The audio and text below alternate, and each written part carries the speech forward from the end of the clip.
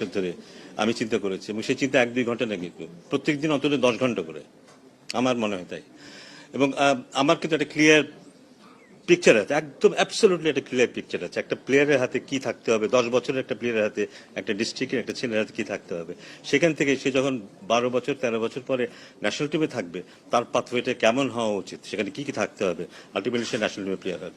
So আমার অভিজ্ঞতা সেটা আছে কিন্তু, কারণ তামিম, সাকিব, মুশফিক এবং আরও যারা ছিল, তারা কিন্তু আমার সাথে যোগ হয়েছিল সেই 14 বছর বয়সে, এবং তাদের বয়স যখন 19-20 হয়েছে, তারপর আস্তে আস্তে তারা ন্যাশনাল টিমে খেলেছে, এবং তারপরেও কিন্তু সরাসরি যোগাযোগ ছিল সবসময়। সো ওই আন্ডারস্ট্যান্ডিংটা আমার আছে।